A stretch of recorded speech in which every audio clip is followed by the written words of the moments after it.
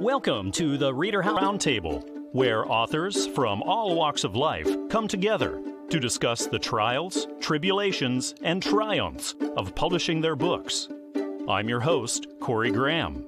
Join us here every Friday night at 8 p.m. or listen anytime via podcast at Spotify, Apple Podcasts, Stitcher, TuneIn, and PodServe, to name just a few. The Author Roundtable is sponsored by ReaderHouse Online Bookstore, where the independent new authors come first.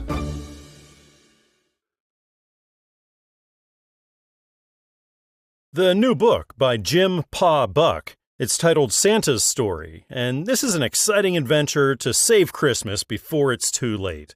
And the author, Jim, is here with me, and we get to talk all about this book. Jim, welcome to the show. I appreciate you being here with me tonight. So glad to be here and talk to everyone. I'm glad to be talking with you. I'm glad to be finding out about Santa's story, Jim. Can you tell me what readers are going to find here? Well, they're going to find a story that's not written about Santa, but it's written by Santa, which is kind of unusual. So Santa has written a story about an issue they're having at the North Pole. And what sparked the idea for this? How did this book come about, Jim? Well, I've been Santa for probably 25 years. So many events every year. I do schools and clubs and all that. Many, many times they ask Santa to read a story. Well, most people know there's one story. That's the night before Christmas. And that's about Santa. That's Santa can't read a story about himself. That just wouldn't be right. And during COVID, especially, I got the idea to have Santa write a story so he could read the story to the children. And when it comes to writing, publishing, and all of that, Jim, are you new to this, or do you have experience doing it? Extremely new. I used to be a teacher and a principal and a coach and all that, and I've been in the insurance business for 40 years, but I love being Santa, and I love the eyes from the kids and the older kids also. I love to captivate them in reading to them or telling them the story. So being this is your first one, did this take you a long time to write and get published and everything? No, I actually wrote it just almost immediately. I had ideas in younger life. My children, I'd read them a bedtime story and got tired of reading the same one, so I'd just make up stories. So it was easy for me to use my imagination, and one thing led to another, and the event just carried on very smoothly. And once you wrote it, you handed that off to the publisher, to Covenant Books, and you got that publishing process started. Jim, what did you find the most challenging part about that publishing end of things? Well, being a novice, I had no idea what I was doing. I had several different publishers contact me, and I had a good friend help narrow it down to Covenant, and was proud I did. Rachel has done a good job with me. Here again, I asked a lot of questions because I have no idea what I'm doing. Then that day finally came, and you got your first copy of Santa's Story in, and you're finally holding it. It's a real thing, Jim. What was that moment like for you? Well, it's surreal. It's something that I never had any intentions to do, had no dreams or desires to do that, but got carried away in it, and I'm so pleased I did. It's something I can pass down to the next generation, my kids and grandkids, and all the children that Santa visits. So do you think Santa might have another story, or do you think he might be writing some more books here in the future? Oh, you can bet on that. I've got the plan that I'm really looking forward to doing. After I wrote the Santa story, before I even had it published, I had my eyes set on something else, and I can't wait to get this in process.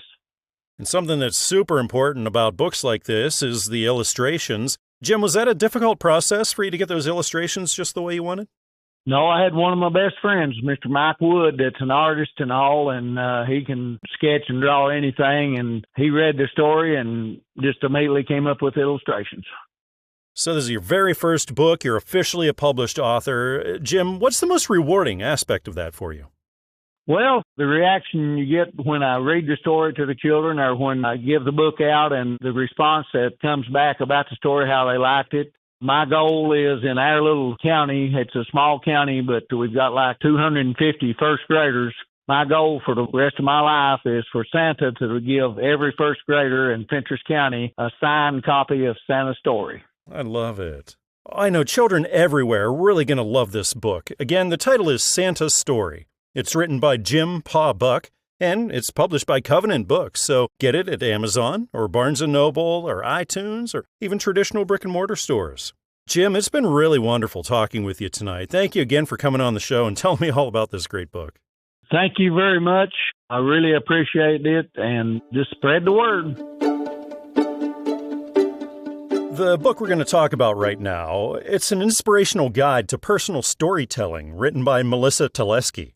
It's titled Break the Cycle, #Write Your Own Story Movement. We're going to talk all about this. Melissa, the author, is right here with me. Melissa, welcome to the show. Thanks so much for joining me. Thanks for having me.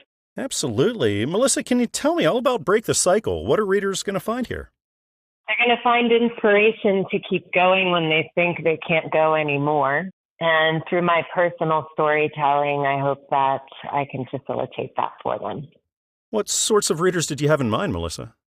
Anyone who's struggling with the uncertainties of life or childhood trauma that they can't seem to shake off. Now, when it comes to writing and publishing and everything, do you have experience in this, or is this fairly new for you? This is my first book. So being it was your first, the writing, the publishing, that whole thing, was this a long process for you? Over 2 years, COVID helped allow me to have the time to do it, but it did take over 2 years to accomplish. And what was that spark, Melissa, that made you get started on this? Where did the idea come from? I couldn't stand not having an outlet to discuss real problems, and I wanted people to know that it's okay to do that.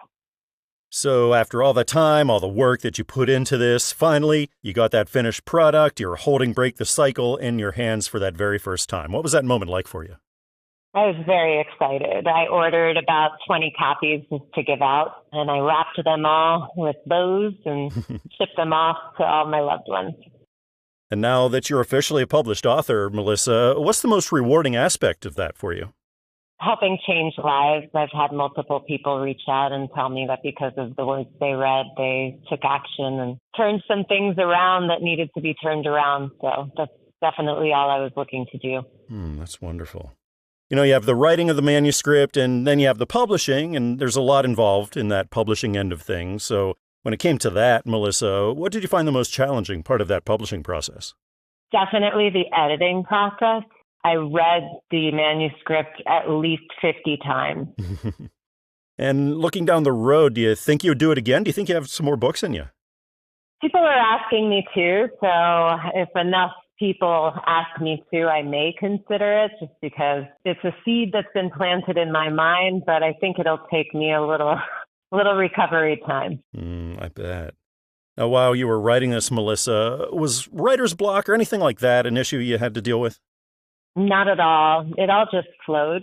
That's what was so wonderful about writing it. And when you were writing, did you find yourself doing it kind of the same time every day, maybe like early morning, late night, or did you find yourself just writing whenever you could find that time or you felt that inspiration? Well, when I was working, I would come across some thoughts and I'd jot them down or type them up. But usually I was utilizing all of my evenings. My husband wasn't too happy with me, but all of my evening time was used writing the book. I'm looking at it right now, and I love the style of the cover, the hand-drawn style of that, Melissa. How did that all come together? Well, I have a friend who works for Facebook, and he is a brilliant designer. His name is Percy, and I actually drew that on a college-ruled sheet of paper with a pencil, and I brought it to his house, and I said, "What can you do with this?" And that's what he came up with. I love it.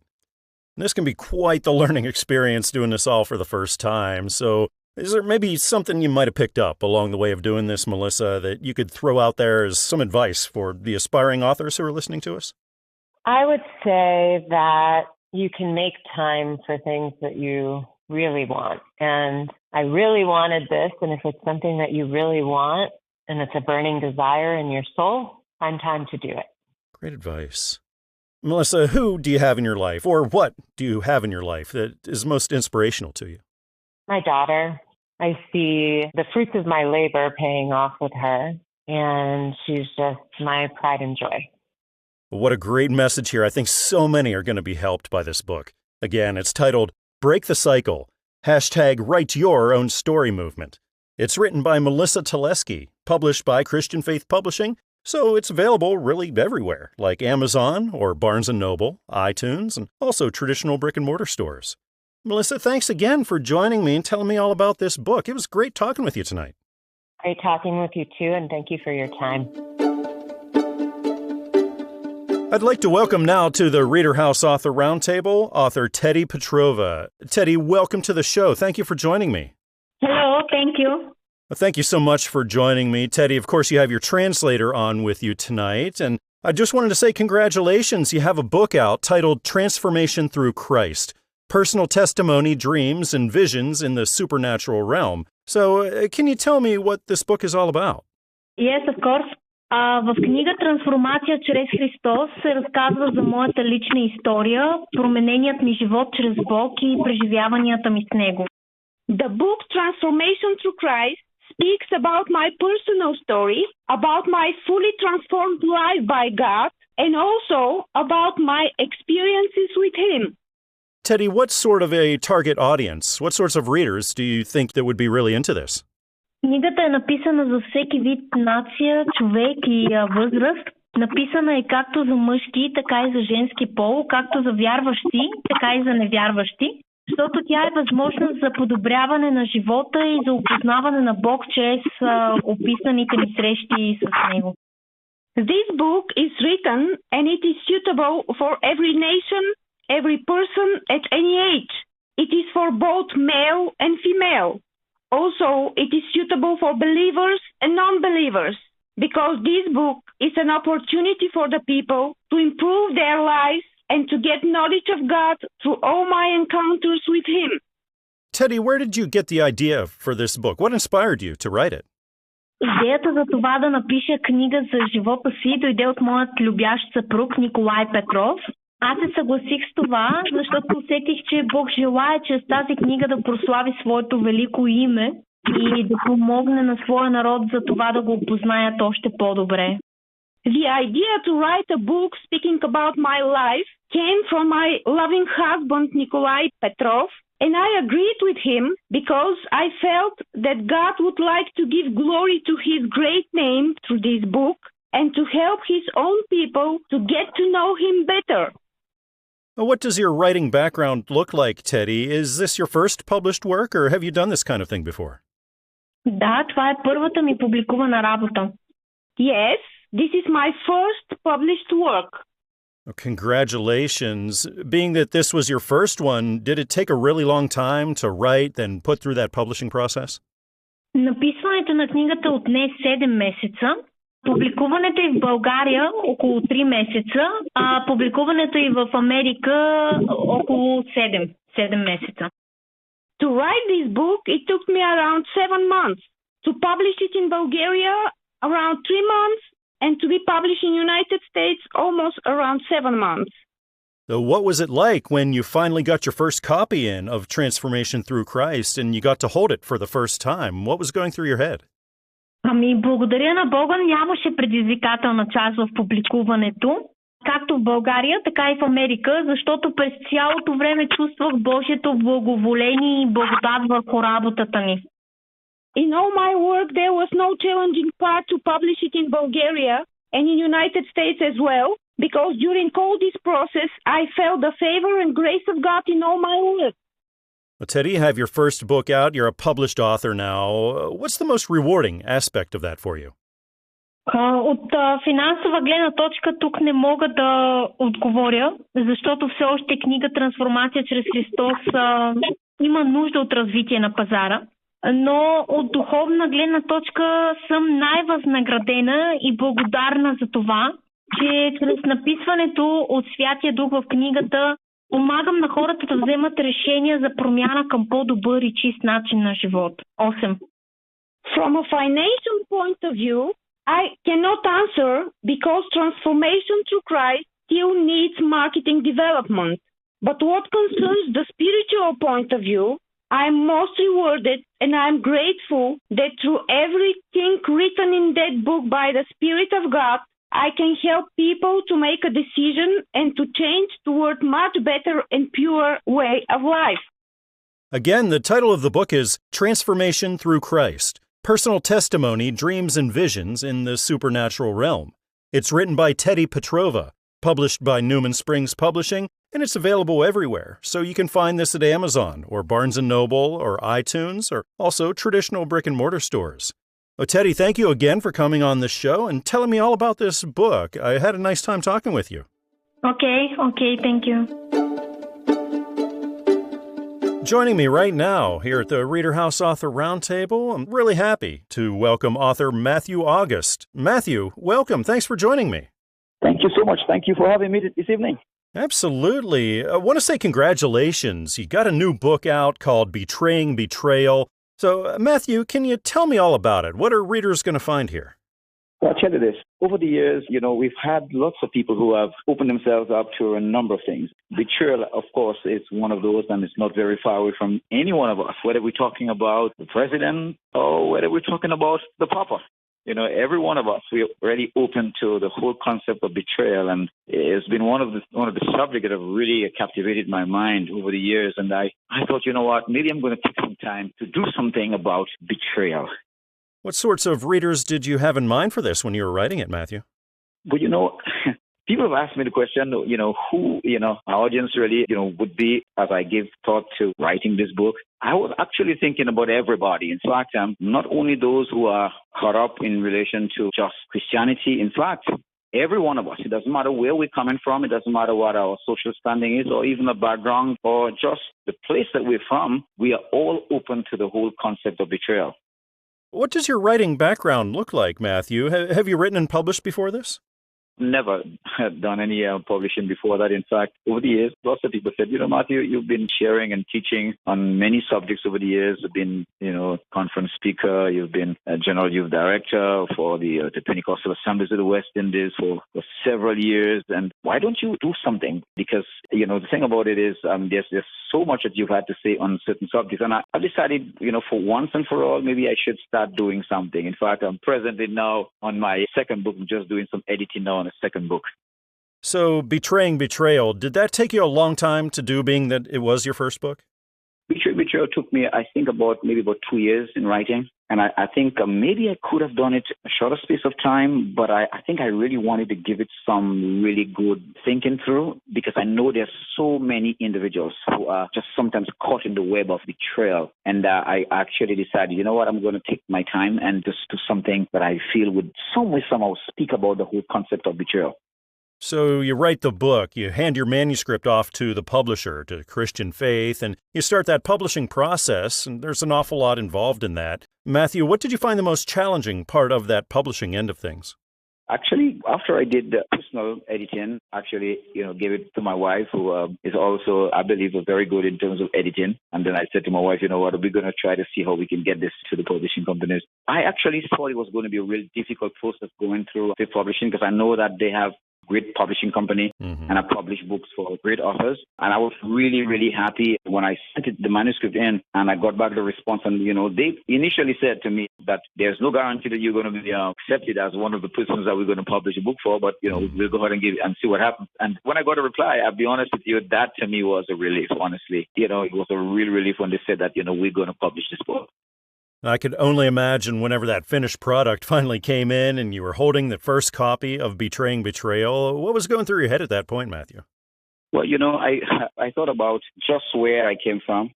Sometimes after you've done any major work or you have grown to a certain extent or possibly developed, I think any person who has any thought about development, you first got to go right back to where you started. And I began to think about just where I grew up. I thought about the places that I grew up, times when I, had maybe nothing to eat at the time, or maybe had no shoes to wear, the struggles, had no idea that I would be able to be given an education, or the people that I would meet someday. I began thinking about a lot of things, and I heard lots of things in my mind, even they were not physically, audibly said. It's like, can any good thing come out of Woodford Hill, where I was born? And looking at my parents, didn't have the opportunity to go to high school, and thought about what God was going to do through my life. And I just thought, somewhere, somehow, maybe this book will speak to somebody who possibly might be thinking that I have nowhere to go or no hope, or people may have spoken negative words, or the prophetic utterances from lives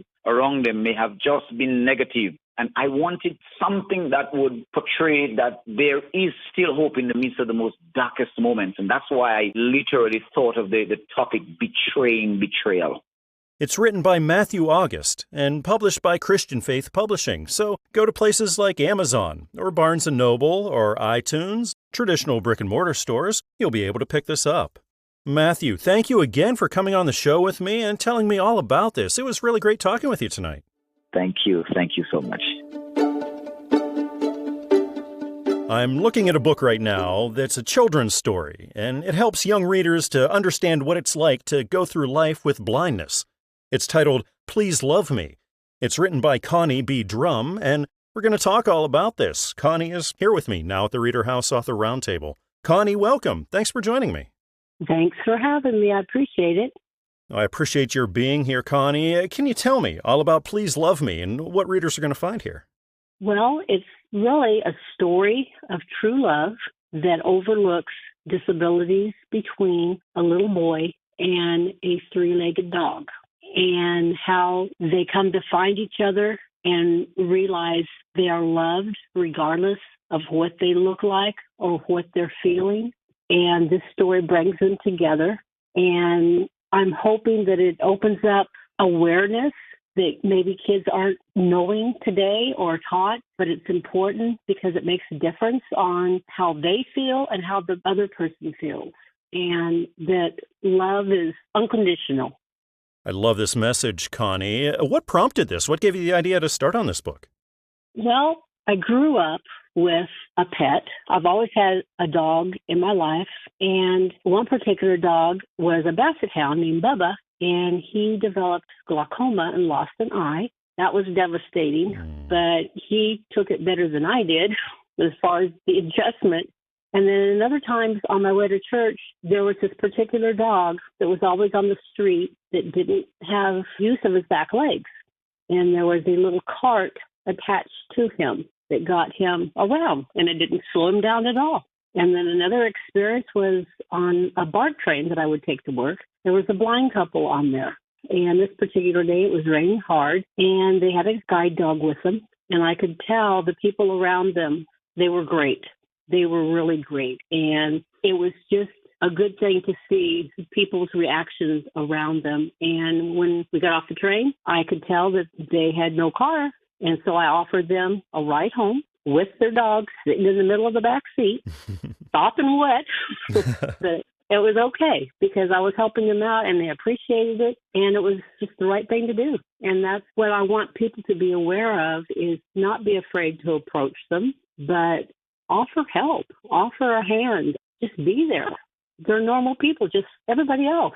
So that's how I got started with these different experiences, and I wanted to get it on paper and make it something available for people to have in their hands and to learn from it.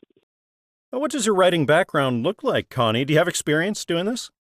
I have no experience whatsoever. None. It's something that I started in 2020. This is my fourth book. I have 3 other children's books, but it's a miracle that it even happened because I started writing and then I did the illustrations also, and it was therapy for me because it kept me busy. I'm retired, and at the time I was writing to get started, my sister was dealing with brain cancer. Oh, wow. And every time I would visit with her, which was like every day, she would say, Connie, did you finish the book? Did you finish the book yet? And so that was my determination to continue writing because she was a big part of my life. And to put my ideas on paper and then see it come to life, it was a miracle to me that it even happened. But no experience whatsoever, none at all. And at my age, you'd think, oh, that would never happen. But it did. Well, then I could only imagine what you were thinking and feeling whenever you finally got your first copy in and you got to hold Please Love Me for that first time. What was that like for you, Connie? Oh, my goodness. When that book arrived at my front door, I was in awe. I was in shock. I started jumping up and down. I started crying. I called my kids. And all I could say was, thank you, Jesus. Thank you, Jesus. I kept holding it close to my heart and just looking at it and thinking, wow, this is really happening. Oh, I'm so happy. I'm so glad that people will get to see this. It's really alive. That was just a real joy. It really was a real joy. Well, what a great message this book has. Again, the title is Please Love Me. It's written by Connie B. Drumm and published by Newman Springs Publishing, so you can find it pretty much everywhere like Amazon or Barnes & Noble or iTunes and also traditional brick-and-mortar stores. Well, Connie, thank you again for coming on the show and chatting with me tonight. It was really nice.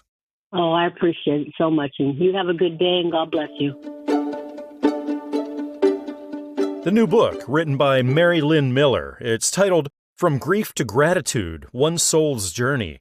It's an exploration of navigating loss and finding meaning through grief. And that's what we're going to be talking about right now. The author, Mary, is here with me now at the ReaderHouse Author Roundtable. Mary, welcome to the show. Thank you for being here with me. Well, thank you so much. Absolutely. Mary, can you tell me all about From Grief to Gratitude and what readers can expect here? Yes, it's a book about hope and about transformation and finding new meaning in life after loss. I lost my husband and my two closest friends within 3 years of one another, and I found myself in a very painful place, wondering who I was and why I was the only one left.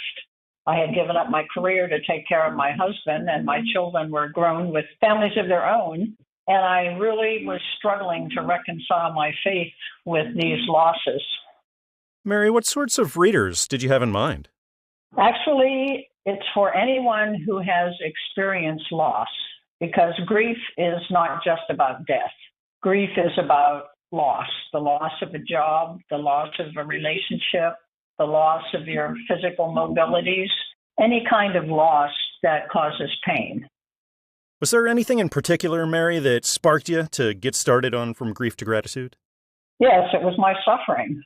I was suffering a great deal, trying to understand why my husband had to suffer so much, and why my close spiritual friend died tragically, and why my best friend of 35 years, who was 10 years younger than me, died of a rare cancer.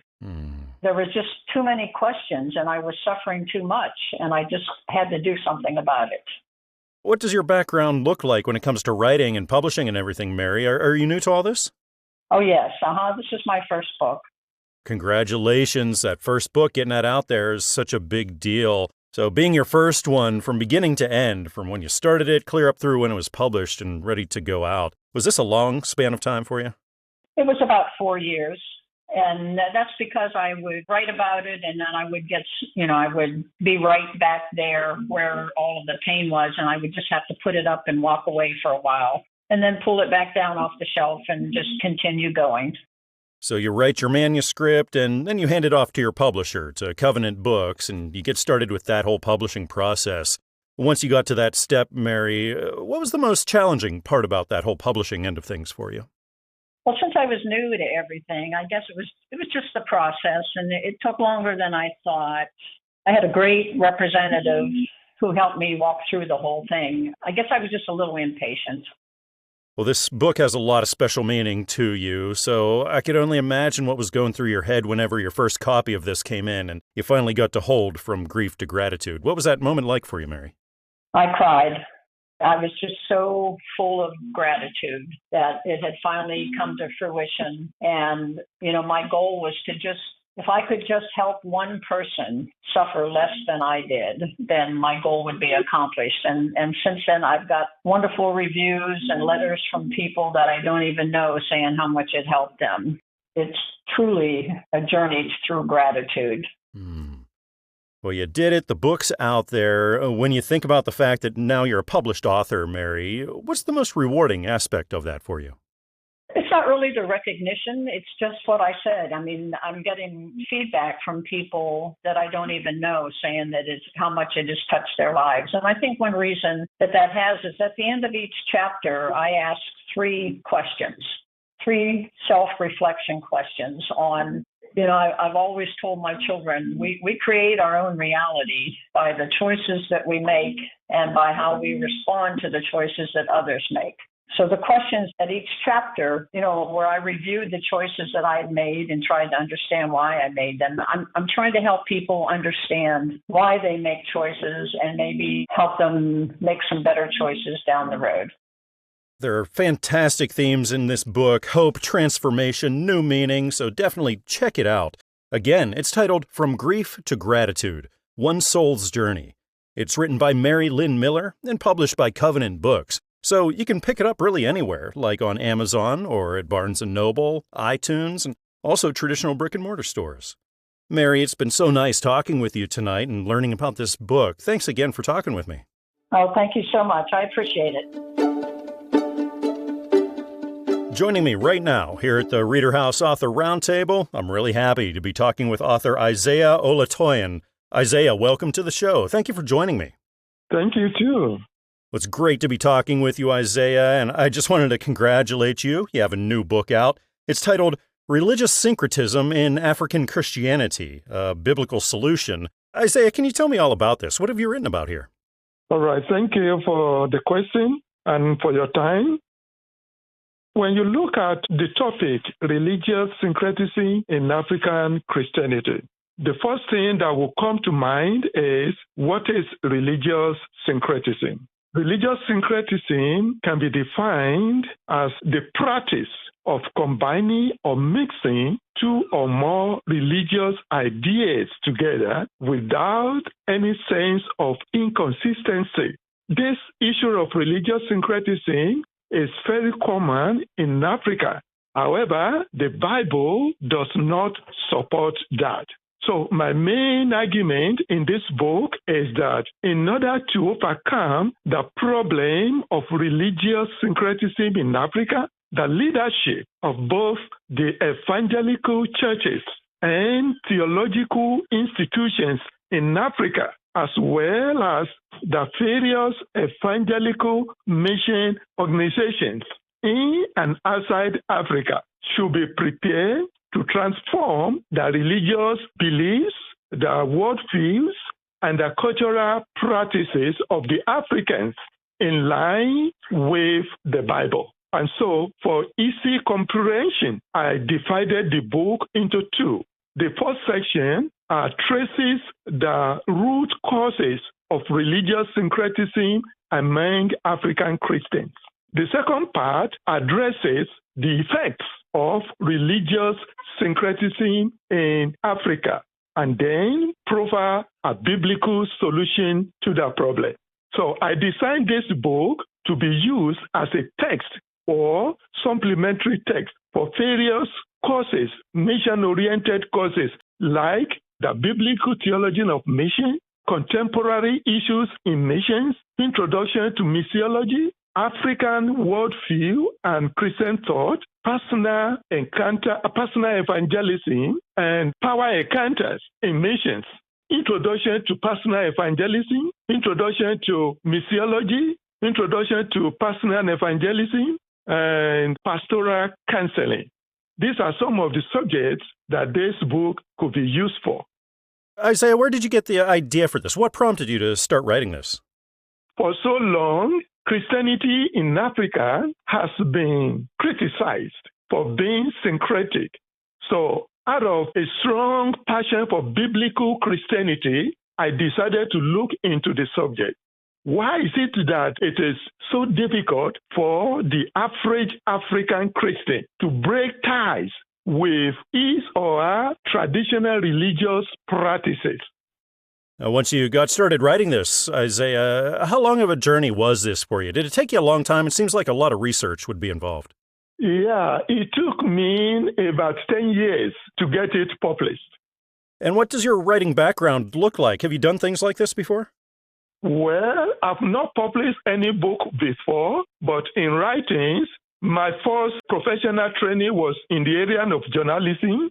And so I brought that into play while writing this or researching this work. So looking down the road now, do you think you'll be writing more and publishing more? By the grace of God, I have another one in pipeline, and that one is titled Contextual African Biblical Theology of Mission. Well, I can tell this is a text that's definitely going to prove helpful to a lot of readers. Again, this is titled Religious Syncretism in African Christianity, a Biblical Solution. It's written by Isaiah Olatoyan and published by Christian Faith Publishing. So you can pick it up really everywhere, Amazon or Barnes & Noble or iTunes, and also traditional brick-and-mortar stores. Isaiah, it's been really wonderful talking with you tonight. Thank you so much for coming on the show again. Thank you, too. Thank you. The book we're going to be talking about right now here at the ReaderHouse Author Roundtable follows a couple who discovers their honeymoon destination in an English manor is actually haunted. It's written by Carolan Selters, and it's titled Wynnum House.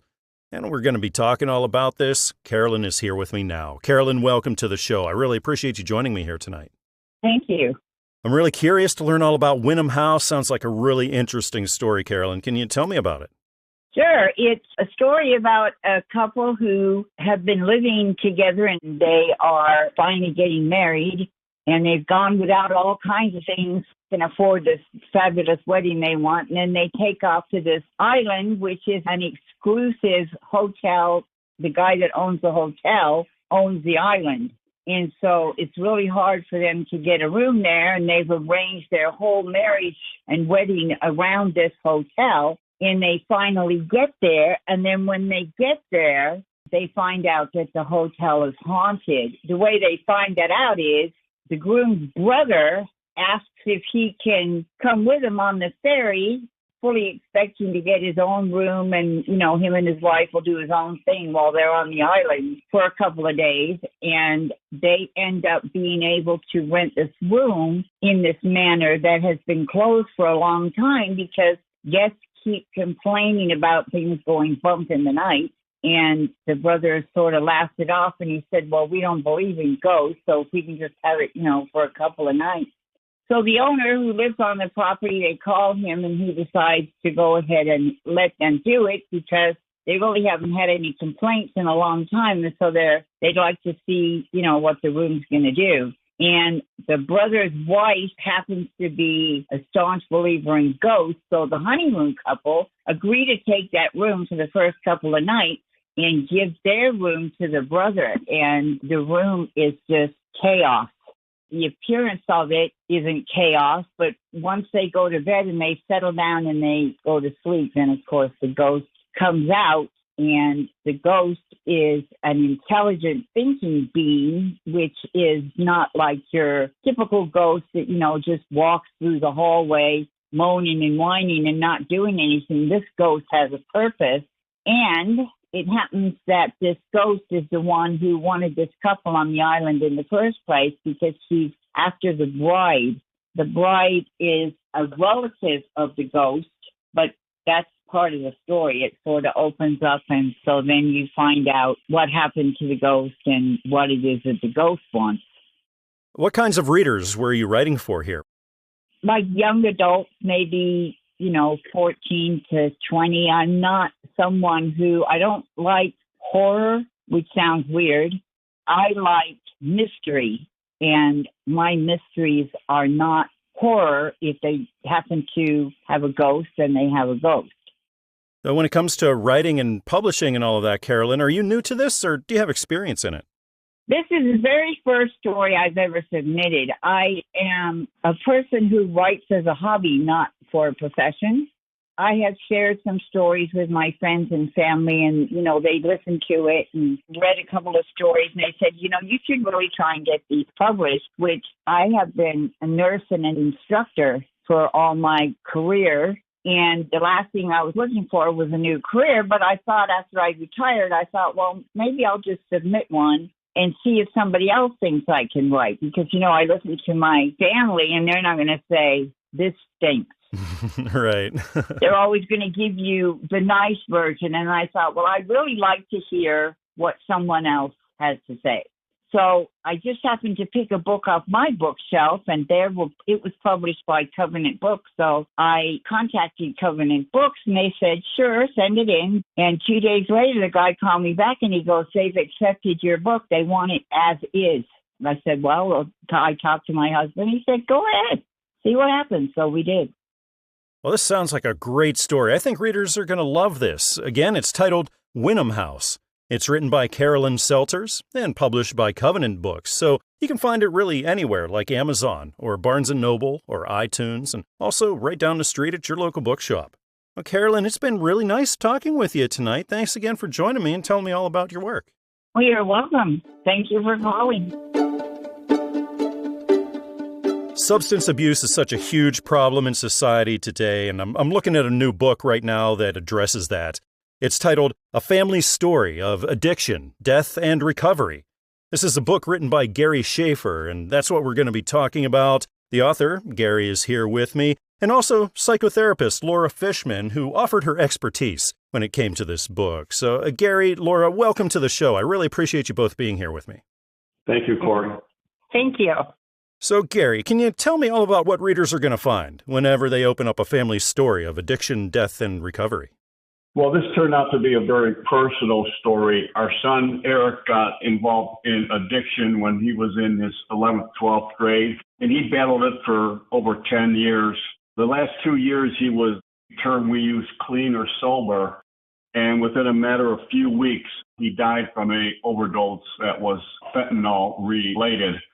And what this book details is our family's journey of working with Eric, working on ourselves, and just understanding and learning what this disease was. It's a very serious disease that people don't realize how much it can affect everyone involved. And I pretty much lay out my story about what we did wrong, what we did right, and how we handled his death. So all that is pretty much detailed in the book, and I pretty much didn't hold anything back. I pretty much told how difficult it was and what this journey was like. And Laura, substance abuse disorder, can you tell us what the gist of that is? It's sort of a new medical term that kind of goes parallel with addiction. And substance use disorder really represents how both our brain biochemically and psychologically we can become dependent on a substance, whether that's drugs or alcohol, and across the board. And understanding, addiction and how it impacts our brain, because it truly changes our brain chemistry, and recognizing the significance of that and how a person, it goes through phases where a person maybe starts to use, maybe they're using recreationally, maybe they're using it for social reasons. And then after persistent use, the brain becomes dependent on this drug or alcohol to function, for a person to feel quote unquote normal. And so then they start to use it, a person starts to use it to cope and to deal with life. And at the same time, addiction, I always say addiction is defined by, despite the consequences, a person continues to use or engage in the behavior. And then this creates kind of this ball of problems, both psychosocially, medically, psychologically, spiritually, family dynamics, and it kind of impacts every aspect of that.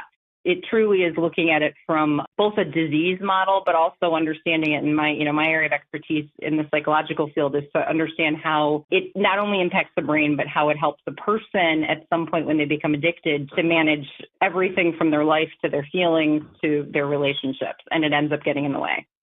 Well, Gary, it sounds to me like this is a book primarily for those who are going through this sort of addiction and their families and loved ones as well. Would I be right? Yes, it does. But I think I've had people read this prior to me actually putting it into a book. I really didn't plan on that, but some people read it and they said, you really need to put this in a book. But it also, I want to get this out to parents, because it seems like parents sometimes just don't seem to dive into it, that this is going to fall into their life. So I also want it out there so people understand how serious is this to prevent it also. So yes, it helps the ones who are in it. It helps the ones who have lost a child. I'm hoping that it helps prevent people, and hopefully that's where I'm going to go with that. Well, what an important book. I know so many lives are going to be changed by it. Again, this is titled A Family Story of Addiction, Death, and Recovery. It's written by Gary Schafer, published by Newman Springs Publishing, and really it's available everywhere. Check it out on Amazon or Barnes & Noble or iTunes, or take a walk down the street to your local bookshop. You'll be able to pick it up. Hey, Corey, I'd like to add on. Absolutely.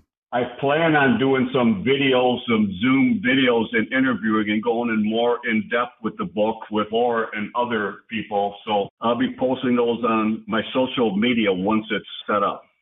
Gary, Laura, it was really great talking with you, learning about Eric's story and all about this. Thanks again for joining me. Thank you very much, Corey, for the chance. Thank you so much. 70 times 7. It's the name of the new historical romance novel written by A.P. Sheim. And we're going to be talking all about this. The author, Allison, is right here with me now. Allison, welcome to the show. I appreciate you joining me tonight. Hi, it's good to be here. Great to have you. And I'd love to learn all about 70 times 7, Allison. Can you tell me what readers are in store for here? Well, I have had high hopes for this book. It was my very first book, and I was deeply impressed by the topic, which would be forgiveness at the time. And I'm hoping that my readers would pick up a few inspirational bits about forgiveness, as well as be entertained by this read. What sorts of readers did you have in mind when you were writing this, Allison? Probably younger readers. I myself was 19 when I started the book, and so I think it's going to appeal more to a youthful audience. You said you wrote this at a time when forgiveness was really on your mind. So what was that spark? What made you say, I got to sit down, I got to get started on this book? Well, first of all, the biggest inspiration would have been my husband. He went through so much, and he forgave so much, and so much was forgiven him. At the same time, I had a few friends who turned their backs away from peacemaking and forgiving, and I saw where they ended up and their lives where they are now. That was kind of the catalyst that started everything for this story. Oh, once you got started on it, you wrote the manuscript, you published it and everything. Was this a really long process for you altogether? Yes, it was. So I started it back when I had tons of time on my hand. And I think during the end of the book, I was going through a birth and postpartum, and it was hard trying to find a new normal with my life as well as getting my first book published. It took a while, and the people who helped out were very patient. When it came to that publishing process and all those hoops you got to jump through there, Allison, what did you find the most challenging part of all that? The most challenging part was revision. The whole way through. I do not like revision. I'm someone who likes to skip over details, and so this part got a bit long. Well, that day finally came for you, and there it was, your finished product, the fruits of all that labor that you had put in. So, Allison, what was that like when you were holding that first copy for your very first time? Oh, it was amazing. Honestly, I never thought it would happen. So many people they knew I enjoyed writing, and people important to me just never actually thought it would happen. And finally, my husband took a leap of faith, and he said, I can fund this for you. I want you to pursue your dreams. And so to finally hold a book that I had written by myself and gotten published in my hand, it was like I had crossed that first hurdle. And yeah, it was amazing. And now you're officially a published author, Allison. To you, what's the most rewarding aspect about that? There's a couple, but I think I would have to choose this one. It's the fact that I can inspire everyone who reads my book with what I was inspired by, and I can reach more people through my book than I could ever by just going outside my house, outside my circles, and talking with them about a deep topic like this. Now, looking down the road, do you think you'll be writing more, maybe publishing some more? Yeah, I think so. It's going to be it'll take a while because I actually have 3 children now. Over the past 6 years of this whole process, I have been working on 2 more books. But it's going to be a while. But I hope I can keep writing for the rest of my life, something I dream of doing. I'm looking at it right now, and I love this cover, the artwork on the cover, Allison. How did that all come together? It started with a couple doodles. Art is my hobby. It doesn't get as much attention as my writing does, but I do enjoy art. I thought, I'll try some art for my cover. Honestly, I love it, but I think I can do better. So I'm hoping that I get more chances to do the art on the covers of my next book. Well, I love this message of forgiveness, and I know a lot of readers are going to get so much out of this. Again, the book is titled 70 times 7. It's written by A.P. Sheim and published by Christian Faith Publishing. So, really, you can get it anywhere, like Amazon and Barnes & Noble and iTunes, also right down the street at your local bookshop. Allison, it's been really nice talking with you tonight and learning all about 70 times 7. Thanks again for joining me. Sure, it was my pleasure. We hope you enjoyed this edition of the ReaderHouse Author Roundtable, where authors from all walks of life come together to discuss the trials, tribulations, and triumphs of publishing their books. We hope to see you back here every Friday night at 8 p.m. or listen anytime via podcast at Spotify, Apple Podcasts, Stitcher, TuneIn, and PodServe, to name just a few. The Author Roundtable is sponsored by ReaderHouse Online Bookstore, where independent new authors come first.